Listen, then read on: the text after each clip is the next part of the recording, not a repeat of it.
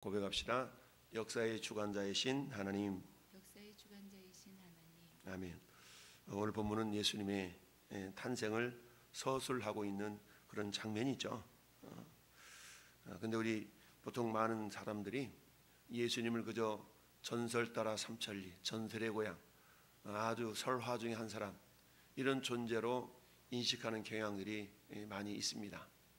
그러나 성경은 예수님은 역사적인 실존 인물인 것을 나타내 주시기 위하여서 이처럼 구체적으로 세부적으로 말씀하고 있는 걸 보게 됩니다. 누구도 알지 못하는 은밀한 가운데 어느 한 구석에서 조용히 태어난 그런 존재가 아니라 예수님이 이 땅에 오시면 이미 구약 성경을 통하여서 3200번 이상 예수께서 이 땅에 오실 것을 말씀하신 그 예언의 말씀 가운데 이 땅에 오셨다. 성경은 예수님에 대한 이야기라 그랬죠. 성경은 요한복음 5장 39절 말씀에 너희가 성경에서 영생이 있는 줄 상고하는데 근데 성경은 나에 대한 이야기다 라고 예수님이 친히 말씀하셨죠. 그러니까 결국 성경 어디를 봐도 그 성경을 통해 결국 이야기하고자 하는 내용은 예수 그리스도에 대한 이야기다, 예수 그리스도에 대한 내용이다 라는 얘기죠. 최초로 예수님을 이 땅에 보내주시기로 계획하시고 작정한 말씀이 창세기 3장 15절에 여인의 후손으로 이 땅에 오실 메시아에 대한 말씀을 미리 이렇게 예고한 내용. 그래서 창세기 3장 15절을 우리는 보통 원시 복음 이렇게 표현합니다. 어쩌든 예수님은 오늘 갑자기 전설 따라 그냥 존재했던 설화 속의 주인공이 아니라 역사적인 사건을 통해서 이 땅에 오신 그야말로 하나님의 섭리 계획 따라 이 땅에 오신 실제적인 실존하는 존재였다라는 사실을 말씀하기 위해서 오늘 구체적으로 말씀하고 있습니다. 여러분, 가이사라는 말은 로마 황제를 일컫는 용어잖아요. 그래서 가이사의 말은 시저 이런 뜻이죠. 시저. 아구스토란 말은 우리가 잘 아는 어거스틴 또는 아우구스티누스 이런 말인데, 영을 내려 천하로 다 호적하라 하였으니, 즉 예수님이 태어날 당시 국제 정세는 로마 제국이라는 로마에서 그야말로 이스라엘 중심으로 하는 그 지역 전체가 로마의 다스림을 받고 있었던 그런 시절이었죠.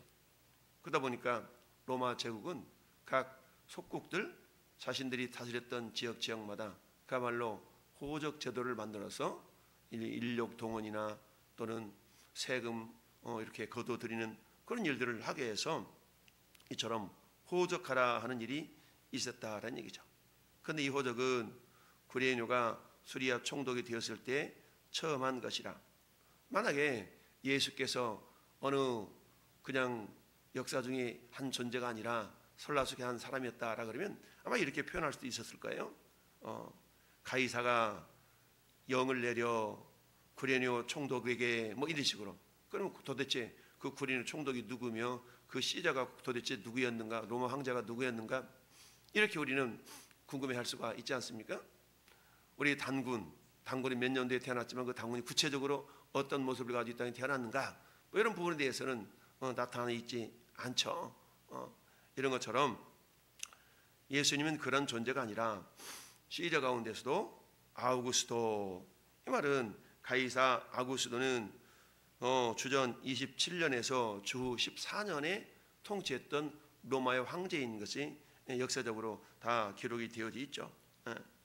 뿐만 아니라 여기 구레뇨 수리아 총독이라는 분은 이 수리아 지역을 두 번을 통치를 하게 되는데요. 한 번은 주전 12년에서 2년 사이, 그 다음에 주후 6년에서 9년, 이 두 번 동안 다스렸던 그런 역사적인 기록이 있습니다. 그 사이에 예수께서 이 땅에 육신의 모습을 입고 오셨던 그런 내용들인 것이죠. 그래서 로마 황제는 호적을 각각 자기의 출생지 혹은 고향에서 하도록 영을 내렸던 것이죠. 그러다 보니까 오늘 본문에 있는 것처럼 3절 말씀에 모든 사람이 호적하려 각각 고향으로 돌아갔다. 그런데 요셉도 다윗의 집 족속이므로, 여러분 다윗의 집 족속이라는 걸 통해서 뭘 우리가 유추해 볼 수 있어요? 요셉도 유다 지파구나. 낭사할 수가 있죠. 왜? 다윗은 유다 지파이기 때문에 그렇죠. 요셉도 다윗의 집 족속이므로 갈릴리 나사렛 동네에서 유대를 향하여 베들레헴이라 하는 다윗의 동네로 그 약혼한 마리아와 함께 호적하러 올라갔더라. 그러니까 요셉이 유다 지파다. 그럼 메시아가 어디를 통해 올 것인가? 메시아가 오시긴 오시는데 유다 지파를 통해 오실 것을 성경이 말씀하고 있죠. 그러니까 예수님은 예언을 따라 말씀을 따라 이 땅에 오시되 그냥 12지파 가운데 아무 지파를 통해 오는 게 아니고 약속대로 유다 지파를 통해 오셨는데, 근데 그 유다 지파가 누구냐? 다윗의 후손이죠. 근데 다윗의 후손이기 때문에 오늘 요셉도 다윗의 집 족속이므로 라고 구체적으로 예수님이 유다 지파를 통하여서 이 땅에 오실 것을 지금 말씀하고 있는 겁니다. 그러면서 어디 태어나셨어요? 베들레헴. 베들레헴은 예루살렘에서 남서쪽으로 한 8km 정도 떨어져 있죠. 그러니까 여기서 어디쯤 됩니까? 8km면 여기서 채 송탄이 되지 않죠? 송탄 초입까지, 그러니까 한 8km쯤 될 거예요. 이 위치에 있으니까 그 당시에는 낙이 태워서 이렇게 걸어가면 그래도 한 몇 시간이면 갈 거리죠. 8km니까 마리아는 이미 잉태되었고, 잉태된 마리아를 또 요셉이 데리고 가려고 그러니까 몸이 좀 불편하지 않았겠어요?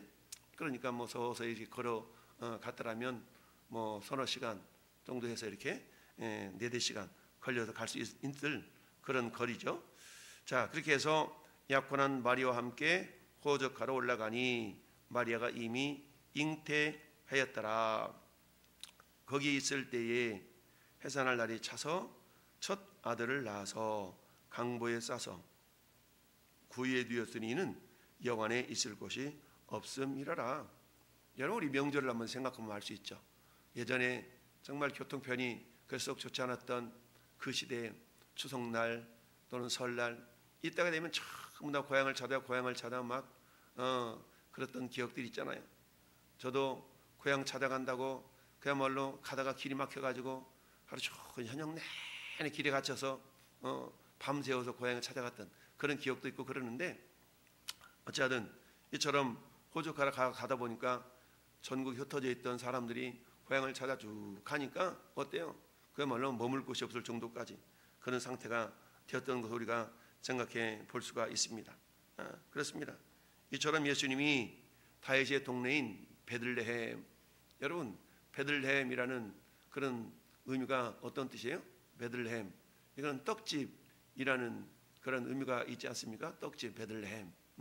그러니까 떡집에서 결국 누가 태어나요? 떡집에서 떡이 태어나죠. 예수님은 요한복음에 있어서 천이 뭐라고 말씀하십니까? 요한복음 6장 35절에 내가 생명의 떡이다.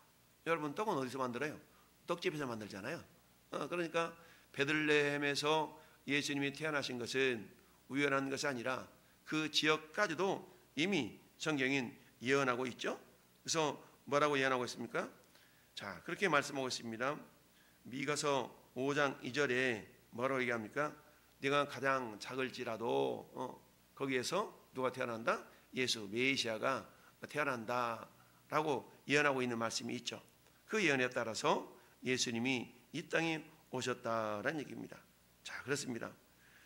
본문에서 베들레헴을 다윗의 동네로 칭한 것은 다윗의 집과 그의 나라가 영원하리라는 다윗의 언약을 상기시키고 있는 거고요. 그래서 떡집을 통해서 예수께서 생명의 떡으로 이 땅에 오셨다라는 얘기입니다. 그렇습니다.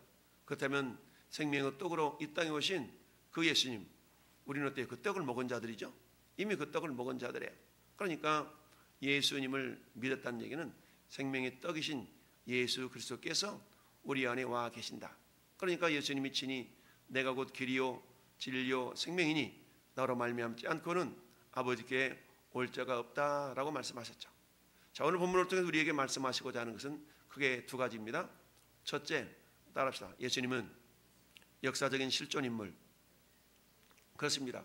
오늘 본문을 통해 우리에게 말씀하고자 하는 것은 예수님은 역사적인 실존 인물이다라는 것을 나타내기 위해서 구체적으로 가이사 아구수도 때, 그리고 구레뇨 수리아 총독 때, 구체적으로 사람을 이렇게 거병을 하고 있는 겁니다.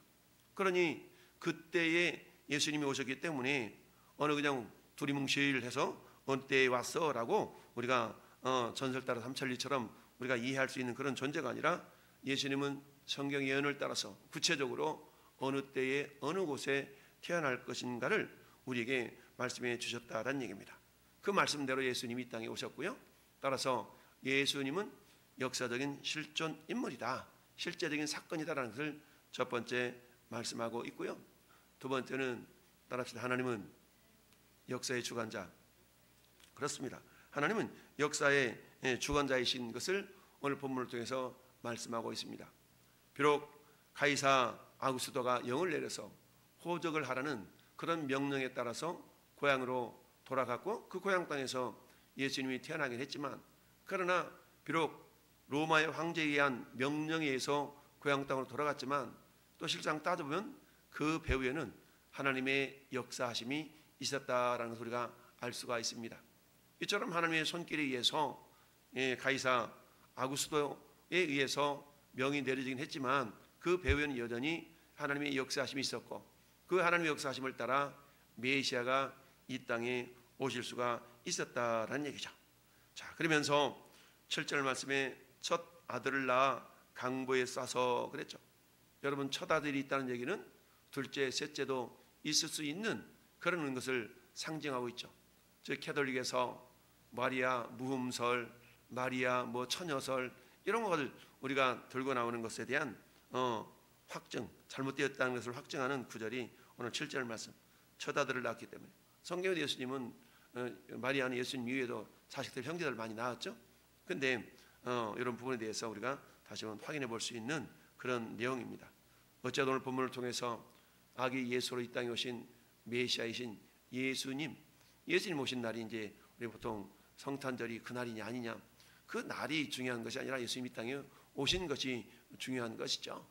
따라서 예수님이 약속대로 베들레헴이라는 장소에 오셨다는 것, 이게 역사적인 사실과 동시에, 그러나 역사적인 사실이기는 하면서도 더불어서 이것은 하나님의 역사심에 의해서 오늘 이 가이사 아구스토가 영을 내렸다 할지라도 그 배후는 여전히 하나님이 역사하고 계셨다라는 사실을 기억하면서 오늘 역사를 주관하신 그 하나님의 손길에 저나 여러분들도 오늘도 붙들림 맞는 인생이 되실 수가 있다는 얘기죠.